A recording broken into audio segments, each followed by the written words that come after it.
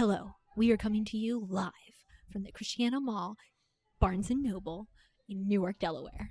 Where we are here with Holly Black's coffee that she has drinking out of. Yes, I'm Brittany. And I'm Brad. And we are Audio Shelf. Before we start, make sure to click that red button down below to subscribe to our channel. Yes, today we have an actual very exciting episode. Yes, this is very exciting. This is the proper use of exciting. Holly Black interview. Oh my God. Did you say Holly Black interview? I did. I think I did. All right. Let's just get to it. Yes. Enjoy. So we want to first thank Christiana Mall Barnes Noble for having us and allowing us to do this. And also Holly Black for being here with us, chatting. Thank you. Well, thanks for having me. So we got to ask, what is this all like for you to kind of see your words in a book with tons of people lined up to see you and get signings, and even telling you that your books have impacted their lives? What is that like for you? I mean, it is. It can be overwhelming because I don't know. So I think the thing that is most affecting to me is that. So I've been out on tour for Queen of Nothing. But people are bringing me, the first book I ever wrote, Tithe, which, some people read in middle school, some people read in high school, and they're adults now. That was almost 20 years ago. Mm-hmm. Or they read Spiderwick, and they have these memories of going out and looking for fairies in their backyard or in their local bar. and I think the fact that, sometimes it was the first book they read, or it was this, this book that turn them on to fantasy, or it was just a book that meant a lot to them. It means so much to me, and it means so much to me that they have stuck with me too over the years. And which is not to say that it's not really affecting also to meet people who are reading me for the first time and have really felt like this series meant something to them. So I think the difficulty is trying to figure out, in the limited time that I have of meeting them, what is the thing that how to connect and say something, because I really do appreciate it so much. That's awesome. Yeah. And so, talking about the fans, that you are dubbed the Queen of Fairies. I mean, seems dangerous. I don't think the fairies would like that. Right. But you have spent a lot of your career exploring the dark side of fairies. And we just wanted to know what inspired you to write Jude's story, the power, the revenge, all of that good stuff. I think I started with basically what became the prologue of The Cruel Prince. The idea of kind of a reverse changeling of someone who is, brought to fairy by the murder of her parents and forced to live in this really strange circumstance of being cared for and even loved, but by someone so scary and who had done such a terrible thing that she could never really relax, and in a place in which she doesn't truly feel like she could ever belong. And so I knew that going in. I knew some of the plot things that I wanted to do, and the other thing that I wanted to do is I wanted to, in the character of Carden, create somebody who who resented her for getting a lot of things that he never got, and for doing well in ways that he was supposed to do well but didn't. And two people who really dislike one another but actually understand each other in a place where they don't really feel understood by much of anyone. Yeah. Wow. Speaking of plotting, this is our question. This series was expertly plotted, in our opinion. In our opinion, it was the best series start to finish. It was concise, and we just kind of want to hear, did you have the ending of the Queen of Nothing in your head when you're writing The Cruel Prince? I had some of it. I mean, I knew basically the way it would go, and I knew a lot about both Cruel Prince and Wicked King. And I moved around things. I moved around the ending. I had sort of imagined the series, but I moved up what became basically the ending of The Cruel Prince. And that meant I had to reshape The Wicked King, but I knew a lot of stuff that happened in it And with Queen of Nothing, I had some big picture stuff, but I had imagined a slightly different middle. Okay.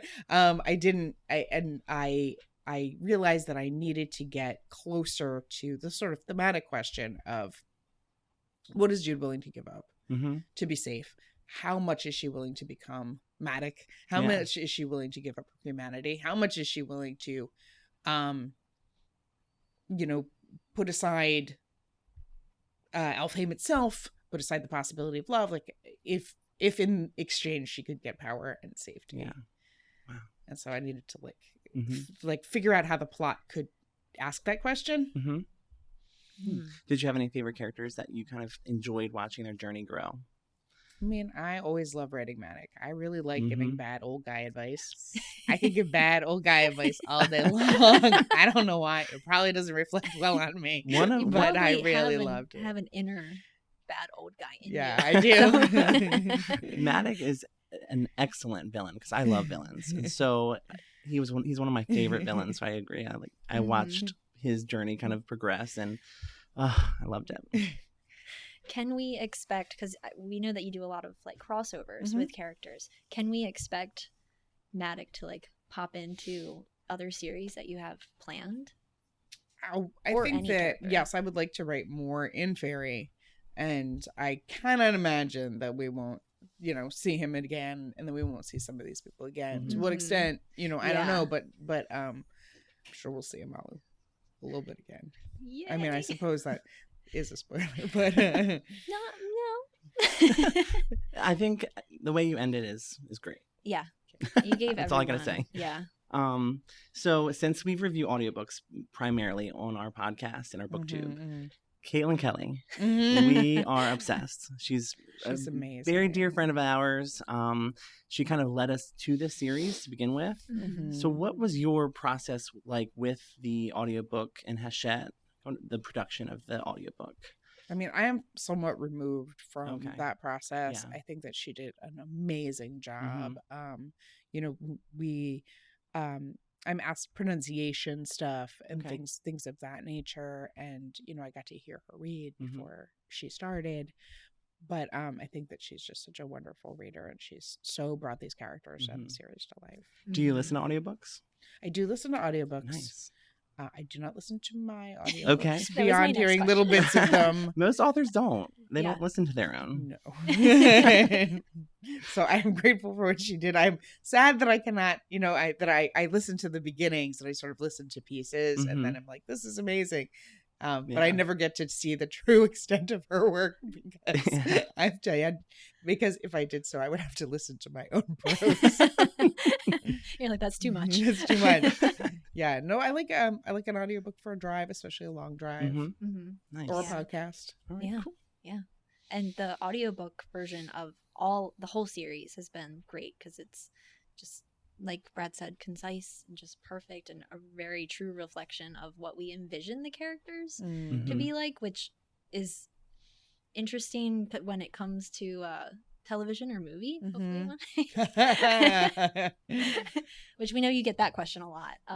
But have you thought anymore, like when you go into writing a book, you probably don't think like, oh, this is going to be turned into a TV show. But do you want your characters to explore in the same way that like a TV series would, or do you want them to just have their start and their end and that be?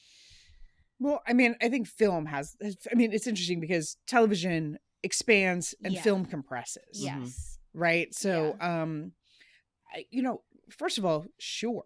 I mean, sure. Like in the sense that, I went through the process of the adaptation for the Spider-Verse movie and, it was a great experience. Like it really was a great experience. And I know people who've had less great experiences, but the thing at the end of the day is that TV and film reach many more people than a book will, and they will bring many more people to the books, and that seems great. Yes. The books will still be the books, and if there ever is a show or there ever is a film, that will be different. It will be the vision of the people who make it. Yeah.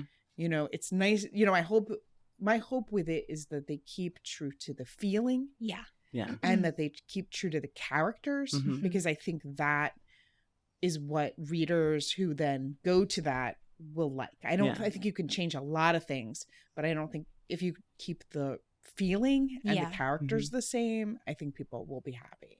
Has any companies purchased the rights to your work, except for the ones that have already been made into movies? So this was under option at Universal, and it is just out of option at Universal. So we'll see what the future holds. Interesting.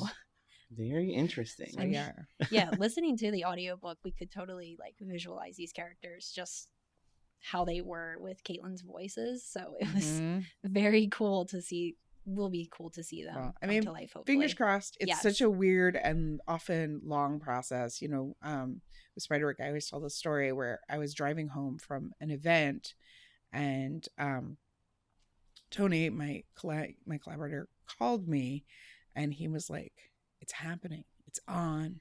We got the green light. It's great." And I drove to the local Liquor's 44 in our town, and there was a bottle of Cristal up on the top shelf covered in dust, and I was like, "Give it to me." And they said, "Is this kind of expensive?" And I said, "Give it to me." And I bought it, and I drove to his house, and we opened the bottle, and our agents called back, and they were like, "It's back off." Oh, no. Oh my God. Well, I mean, and we were like, "How do I get this thing back?" Yep. Is there a return policy? And then, like 2 weeks later, it was greenlit. Yeah. But, you never, until I'm crazy. walking on the set. Yeah. Wow. And maybe even not then. Yeah. I'm not so sure. It's like a totally different stress level than just writing the book and like getting it out on time It's with your just a whole deadlines. You're like, different- yeah. that's totally different ballgame. Mm-hmm. You never know. Right? So one of my favorite novellas was The Lost Sisters. Yes. Really loved that like different view of a character that some people wouldn't like at that stage in the game. Taryn's my least favorite. Yeah, no. I was trying So to be nice our about it. our first event for tour, I had my friend Cassie Clare was in conversation with me, and we were both asked like, "Who surprised you the most in the series?" And she had to answer for this series, and she was like, "Karen." And the crowd made a sound I've never heard a group of people, like a weird hissing noise that really frightened me. I'm now wary of talking about Darren. But I know people have mixed feelings. Yeah. I think she's a complicated character. I think that she didn't have all the information the reader has. Yeah. And I think she also was kind of mad that she was left out of a lot of things, that you didn't take her into her confidence. Yeah. And, yeah, she's definitely. trying to operate the best she can. Mm-hmm. And I loved how the novella explored that just a little bit, and it gave her a different kind of character perspective. And I guess some people love her, don't love her. But it was like an expertly placed novella for the character building that maybe just didn't fit in one of the books. So what is the process for like deciding to do a smaller, tinier novella within your novels? Is it to explore those characters that maybe didn't get the chance? I think it was fun to get to do that.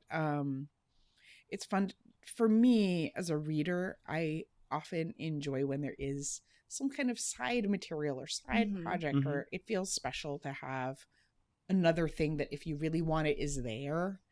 And so it was fun to get to do that. Oh, that's awesome. Yeah. It's something that I think that having a series allows. I've done a lot of standalones, and you can kind of do it for standalone, but it's different because for a series, people are invested and they spend time with these people and they spend time in this world. Yeah. And I think that allows for, being able to do fun side things that you don't get to do otherwise. Definitely. I feel like it looped back to the Queen of Nothing too, with the great wrap up of the characters and everything. So I think Taryn's was my favorite character journey, actually. Yeah. Even though I didn't like her in The Cruel Prince and The Wicked King, I was just like, okay, I see where you're going with this. So I know that you're finishing up with Queen of Nothing, you're ending the tour, and you usually probably get the what's next question.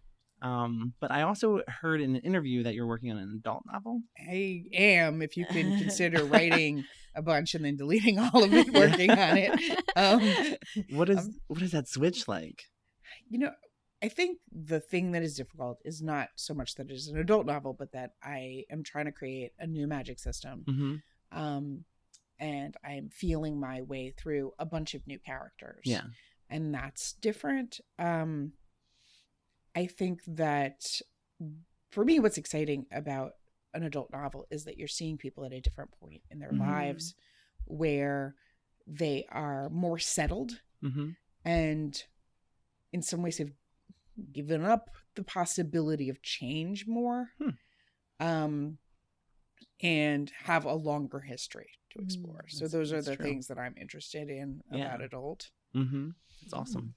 Do you have any other like top secret information that you can let just us in, but then also everybody that's listening to us for the future? I mean, I think I think I maybe even said this, planning some more fairy books. Mm-hmm. And so I think that it'll be fun to try to figure out some stuff, and I might do some other little side things that I know people keep asking me about. I'm actually currently listening to the coldest girl in Cold Town, and I'm loving it. I'm on chapter 7, so I'm like, so glad. I love this little vampire kind of. It's there. I'm assuming they're making it into like this disease kind of thing instead of just straightforward vampires.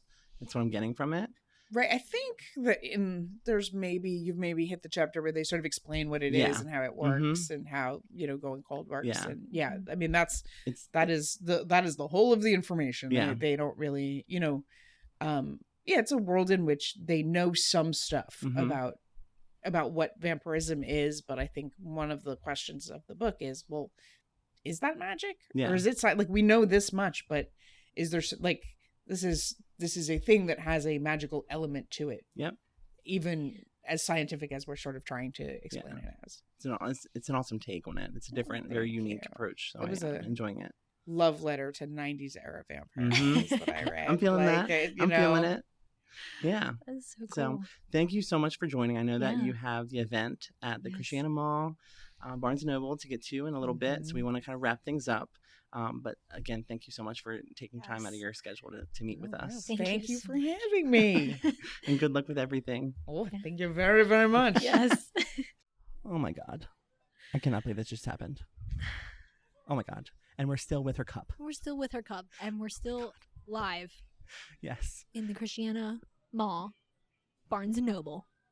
Yes. Thank you so much, Christiana Mall Barnes Noble, for hosting this event and having us do this live here surrounded by all these beautiful books. Yeah. That was amazing. Yes. We are so excited and so happy that Holly agreed to meet with us. We don't know why. But she did. And it happened, and we could not be happier. Nope, we can't be. So thank you so much. Congratulations to Kaitlyn for putting this whole thing together. Without her, it would be impossible. It would have been absolutely impossible. So we thank her. We thank the staff of the Barnes & Noble. Oh my gosh, it's just amazing. We thank Holly's publicist. Yes. So many good things happened. Oh. So if you haven't grabbed a copy of Queen of Nothing, do it now. Yes. You won't be disappointed. No, you will not. Until next time. Bye. Bye.